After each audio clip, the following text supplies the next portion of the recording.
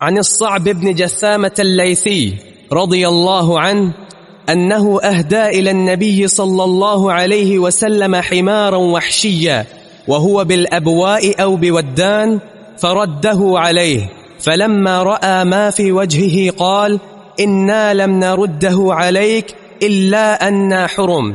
وفي لفظ لمسلم: رجل حمار، وفي لفظ: شق حمار، وفي لفظ: عجز حمار. قال المؤلف: وجه هذا الحديث أنه ظن أنه صيد لأجله، والمحرم لا يأكل ما صيد لأجله. یہ حدیث صعب بن جثامہ اللیثی رضی اللہ عنہ کی روایت سے ہے. انہوں نے نبی علیہ السلام کو گوشت پیش کیا، تحفہ دیا. اہدا الی النبی صلی اللہ علیہ وسلم حمار وحشیا، ایک جنگلی گدھے کا گوشت نبی علیہ السلام کو پیش کیا تحفے کے طور پر. وہ بالابواء او بودان، اس وقت رسول اللہ صلی اللہ علیہ وسلم احرام باندھے ہوئے تھے اور آپ ابوا یا ودان مقام پر تھے. ابوا یا ودان یہ مکہ اور مدینہ کے بیچ جگہ ہے. تو نبی علیہ السلام وہاں تک پہنچے تھے اور آپ احرام کی حالت میں تھے. تو صعب بن جثامہ نے وہ شکار کیا تھا اور نبی علیہ السلام کو اس کا گوشت پیش کیا.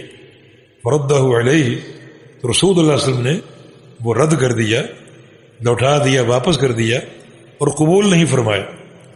فلما رآ ما فی وجہہ، نبی علیہ السلام نے محسوس کیا کہ صعب بن جثامہ جو یہ تحفہ بڑی محبت سے پیش کر رہے تھے، انہوں نے جب یہ دیکھا کہ نبی علیہ السلام نے تحفہ قبول نہیں کیا تو ان کے چہرے پر کچھ غم کے آثار ظاہر ہوئے کہ میرا تحفہ کیوں نہیں قبول کیا، جبکہ رسول اللہ علیہ وسلم کے اخلاق حسنہ میں یہ بات شامل ہے کہ آپ تحفہ قبول کرتے ہیں، رد نہیں کرتے.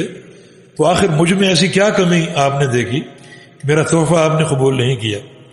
جب نبی علیہ السلام نے صعب بن جثامہ کے چہرے پر یہ ایک آثار دیکھے حزن و ملال کے تو فرمایا: ان لم نردہ علیک الا انا حرم، کہ ہم نے یہ تحفہ آپ کا نہیں لوٹایا مگر اس لیے کہ ہم احرام میں ہیں اور محرم انسان شکار کا گوشت نہیں کھا سکتا، وہ شکار کا گوشت جو اس کی خاطر کیا ہو، جو اس کے لیے کیا ہو.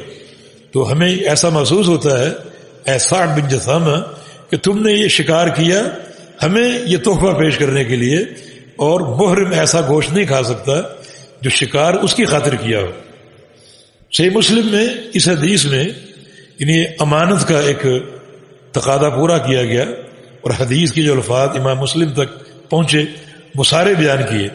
یعنی پیچھے آپ نے پڑھا کہ صاحب نے حمار وحشی جنگلی گدھا آپ کے لیے تحفہ پیش کیا، جبکہ بعض روایتوں میں الفاظ ہیں رجل حمار ہیں کہ اس جنگلی گدھے کی صرف ایک ٹانگ تھی، اس کی ٹانگ کا گوشت.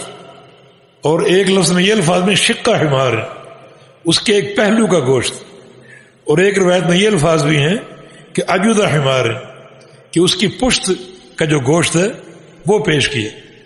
یعنی یہ مختلف الفاظ امام مسلم تک پہنچے اور امام مسلم رحمہ اللہ نے جو ایک امانت کا حق ہے اسے ادا کیا اور سارے الفاظ جو ہیں وہ آپ کے سامنے بیان کر دی.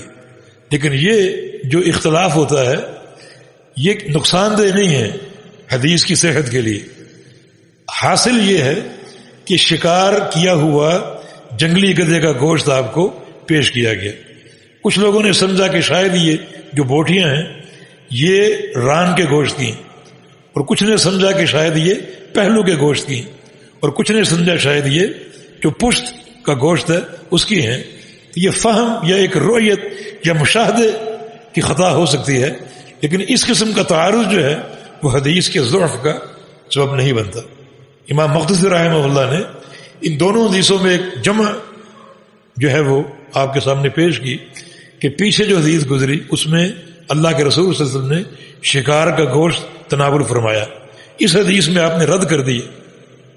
تو یہ تعارض نہیں ہے، بلکہ جو پہلی حدیث ہے اس میں شکار کا گوشت آپ نے کھایا، وہ شکار آپ کے لیے نہیں کیا گیا تھا.